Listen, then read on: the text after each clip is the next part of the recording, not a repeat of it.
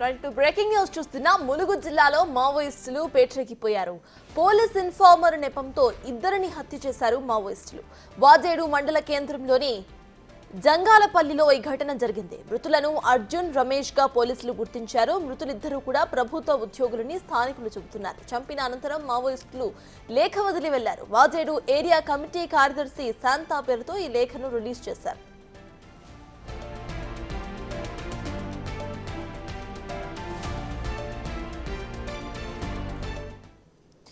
ఇదే అంశంపై పూర్తి డీటెయిల్స్ ను మా ప్రతినిధి వేణు లైవ్ లో అందించడానికి సిద్ధంగా ఉన్నారు. వేణు, చెప్పండి. ఇటు ఇన్ఫార్మర్స్ నెపంతో ఇద్దరిని చంపేసినట్టు తెలుస్తోంది మావోయిస్టులు. అయితే ఇద్దరు కూడా ప్రభుత్వ ఉద్యోగులుగా కూడా తెలుస్తోంది. అసలు నిజంగా చంపింది మావోయిస్టులేనా? ఇంకేమైనా కోణాలు ఉన్నాయా? అప్డేట్స్ ఏంటి?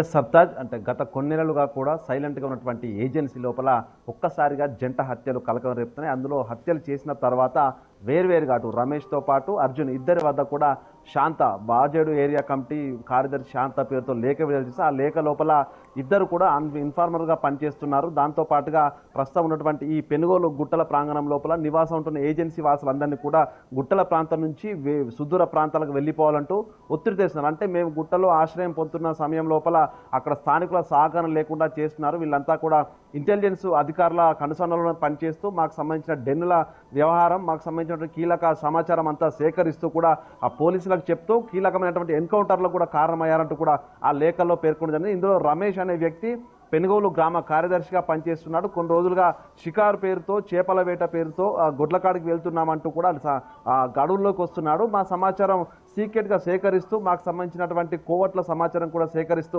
పోలీసులకు ఇవ్వడంతో కూడా మావోయిస్ట్ పార్టీ ఉనికిని లేకుండా చేసే ప్రయత్నాల లోపల ఇంటెలిజెన్స్ అధికారులతో కూడా ఆయన కుమ్మక్కైనటువంటి అంశాన్ని లేఖలో పేర్కొనతో చూసిన మాత్రం ప్రధానంగా వీళ్ళంతా మావోయిస్టులు కావాలని చెప్పి హత్య చేసినట్టుగా తెలుస్తోంది. దాంతోపాటుగా ఈ రెండు వేర్వేరు లేఖలు విడుదల చేయడం కూడా ప్రస్తుతం కొంత సంచలనంగా మారింది. ఎందుకంటే గతంలో ఎప్పుడైనా మావోయిస్టులు ఇన్ఫార్మర్లను హత్య చేసి ఉంటే వారోత్సవాల సందర్భంగా కూడా తమ ఉనికిని చాటుకునేందుకు ఇన్ఫార్మర్ నెపంతో కిడ్నాపులు చేసి హత్యకు పాల్పడేవారు. కానీ ఈసారి అందుకు విరుద్ధంగా ఇంట్లో నిద్రిస్తున్నటువంటి వ్యక్తులను అర్ధరాత్రి 12 గంటల సమయం లోపల హత్యకు పాల్పడడం, దారుణంగా గొడ్డలతో నరికి చంపారు. అయితే ఈ యొక్క అర్జున్ అనే వ్యక్తిని ఇంట్లో నుంచి బయటకు లాక్కొచ్చి రోడ్డుపై అందరూ చూస్తుండగా కూడా నరికి చంపారు. ఇక రమేష్, గ్రామ పంచాయతీ పనిచేస్తున్న కార్యదర్శి పనిచేస్తున్న రమేష్ను నరికే క్రమం లోపల తన భార్య అడ్డు చెప్పడం జరిగింది. వాళ్ళ దగ్గర నుంచి గుడ్డలు లాక్కుంది. అయినా తిరిగి తాను ఉద్యమ ద్రోహి అని చెప్తూనే తిరిగి ఆమె చేతుల నుంచి గుడ్డలు లాక్కుని మరి ఆయనపై తీవ్రంగా దాడి చేయడంతో పూర్తిగా విషమ పరిస్థితిలో ఉండగా హాస్పిటల్ తరచిన మార్గ మధ్యలో మృతి చెందారు. సో ఇద్దరికి కూడా ఇటు రమేష్కు ఒక కూతురు, ఇద్దరు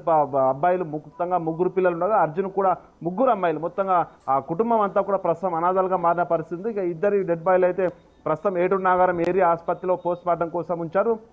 ఎన్నడూ లేని విధంగా ఇప్పుడు ప్రస్తుతానికి వాజేడు సంబంధించిన మండల కేంద్రానికే వచ్చి మావోయిస్టులు గతంలో ఏజెన్సీ శివారు ప్రాంతాలు, అటవీ ప్రాంతాలు టార్గెట్ చేసుకునేది. కానీ ఈసారి మండల కేంద్రం లోపలికే వచ్చి ఇట్లాంటి హత్యకు పాల్పడడం అయితే ప్రస్తుతం తీవ్రంగా అక్కడ ఉత్కంఠ అయితే రేగుతుంది. మొత్తానికి దీనికి సంబంధించినట్టు 5 సభ్యులు వచ్చినట్లు కూడా గ్రామస్తులు సమాచారం ఇస్తారు. వచ్చిన వాళ్ళు నిజానికి ఆ మావోయిస్ట్ సంబంధించిన పార్టీకి చెందిన వారైనా లేకపోతే ఇతర వ్యక్తులు ఎవరైనా హత్యకు పాల్పడి మావోయిస్టుల పేరుతో లేఖ వదిలేసి వారిపై నెపం నెడుతున్నారు అనేది కూడా ప్రస్తుతం పోలీసుల దర్యాప్తులో తేలాల్సింది. అయితే అనూహ్యంగా పోలీసులు ఈ యొక్క జంట హత్యలను ఛేదించేందుకు గాను ప్రస్తుతం ఆ వాజేడు మండలం మొత్తంగా శివారంతా కూడా జల్లెపడుతున్నారు. ప్రధానంగా ఆ సాయుధ బలగాలను కూడా ప్రస్తుతం అక్కడ మోహరించి కూంబింగ్ చేస్తున్న పరిస్థితి కనిపిస్తూ ఉంది. ఏదేమైనా కూడా ఇద్దరికి సంబంధించి ఒక ప్రభుత్వ ఉద్యోగి, తనకు సోదరుడైనటువంటి వ్యక్తి, ఇద్దరిని ఇట్లా హత్యమార్చడం పూర్తిగా ఆ గ్రామంలో అయితే మొత్తం భయానక వాతావరణం అయితే కొనసాగుతుంది. ఇంకా ఏం జరగబోతుంది, నిజంగా మావోయిస్టులు మరోసారి ఆ ఇన్ఫార్మర్లతో ఇద్దరిని హత్య చేసిన తర్వాత గ్రామస్తులపైకి దాడి చేస్తారనే భయంతో కూడా ఎవరు కూడా గ్రామస్తులు మాట్లాడే పరిస్థితి లేదు. సో మొత్తంగా ఈ యొక్క జంట హత్యలతో పోలీస్ యంత్రాంగం, సాయుధ బలగాలు కూడా పూర్తిగా అక్కడ హై అలర్ట్ కొనసాగిస్తున్నాయి. 144 సెక్షన్ విధించి ఆ ఏరియా మొత్తం కూడా ప్రస్తుతం తనిఖీ చేస్తున్న పరిస్థితి. మొత్తంగా దీనికి కారకులు మావోయిస్టులేనా లేదా అని మాత్రం ప్రధానంగా పోలీసుల దర్యాప్తు తెలిసే అవకాశం అయితే ఉంది. సప్తాజ్.